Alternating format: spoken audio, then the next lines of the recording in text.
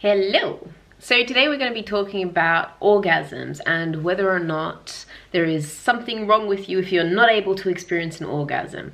And trust me, I've been there.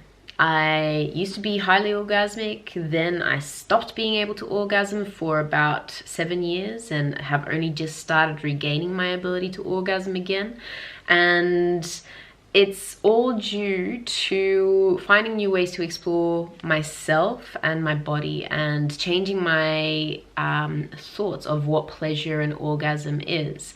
So in this video, I have a little teaser video of the interview that I conducted with Bonnie Bliss, which I've been teasing you about a little bit on this channel.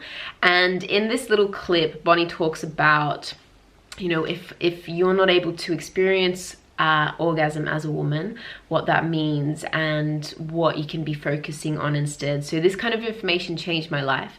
Bonnie is one of my teachers as well. I am part of her Yoni Club, and Yoni Club is open at the moment. So if you are interested in exploring more about your body, being able to orgasm, what orgasm is, and just really getting to know yourself and your body as a woman, finding out what pleasure means to you, and so much more. Bonnie has incredible experts in her program that help her out as well, which is, it's just a great program. If you are interested in signing up, use the code STEPH. You will be able to get $100 off your sign up cost. So the link is below if you are interested.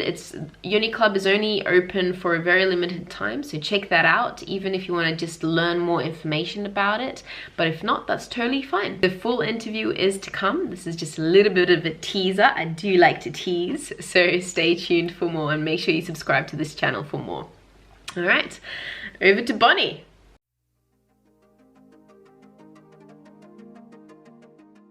I've heard about a lot of women who think that if they can't experience orgasm, there's something wrong with them. What do you think about that idea? I know you covered it a little bit, but yeah. So women who say that they can't experience orgasm at all. Yeah.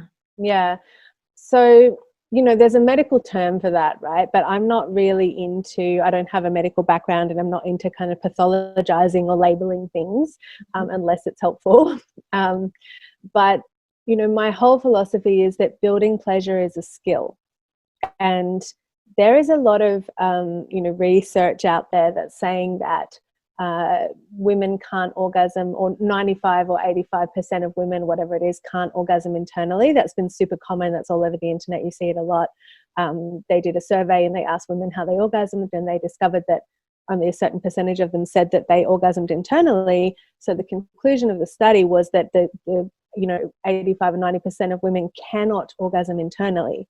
Mm-hmm. But the fact is that it's not that they can't, it's just that they said that they didn't currently, you know. So I think that that's a really important distinction. If you, I don't think anyone doesn't have the capacity to orgasm. We should talk in a minute about what orgasm is, how do we define orgasm, and the different kinds of orgasms we can experience. But I don't think there's anyone who can't have an orgasm in the same way. I mean, anyone who's able-bodied, right? Like you could have a physical disability or a health issue that might impact that.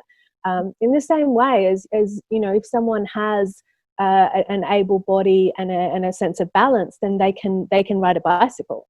You know, they might fall off a couple of times. They might need training wheels. They'll be a bit wobbly, but they'll be able to do it, right? I feel like orgasm and pleasure is a skill on that level. And the problem with skill building is that it's not just about learning the skills, right? It's also about we need to stop doing the things that block our pleasure.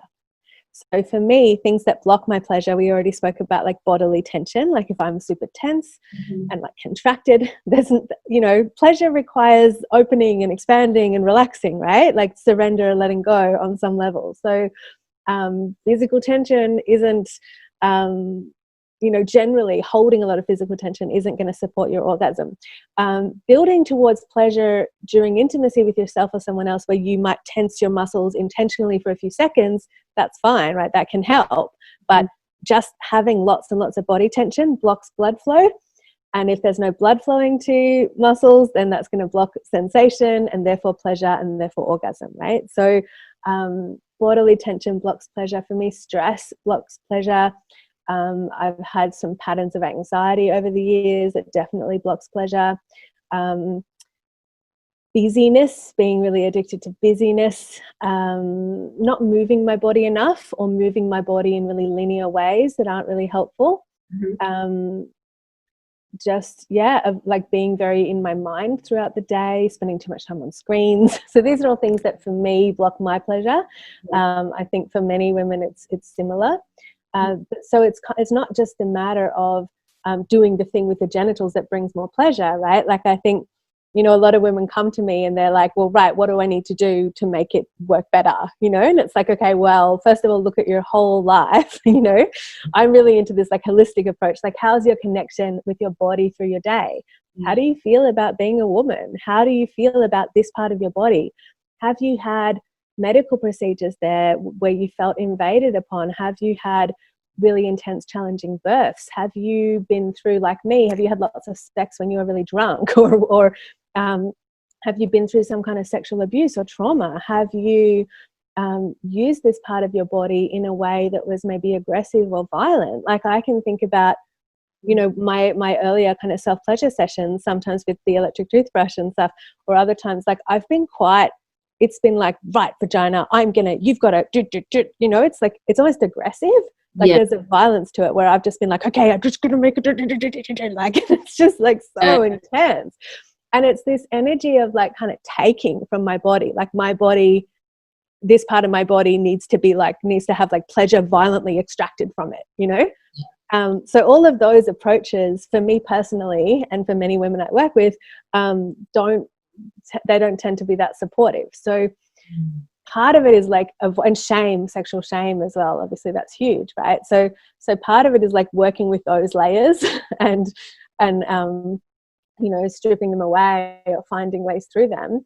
And then the other part of it is like the actual pleasure building. And so what I would do for that, some of my main philosophy around it as a holistic sex coach is around like, well, what's your connection with pleasure in your life? You know, I know I see a lot of your stuff that you post, which is amazing, where you're just like really connected to nature and like animals and like in the world, you know. And I think that's people who have that orientation tend to be more connected to pleasure in their body, because it's like it's your relationship with the world, right? It's your relationship with the senses and with what's happening around you. It's interesting that you say that, because when I was disconnected from my body, I didn't feel a connection to nature. Even I'd go for a walk, but I'd have my earplugs in, I'd be listening to music, I'd be going on a mission, but it felt like a movie, just walking through nature, not really experiencing the world. I was just so in my head. So that's interesting that you've said that, actually. So pleasure isn't just about the genitals and going for the genitals. It's not just sexual. It's, you know, experiencing joy in the world as well. Yes, yeah.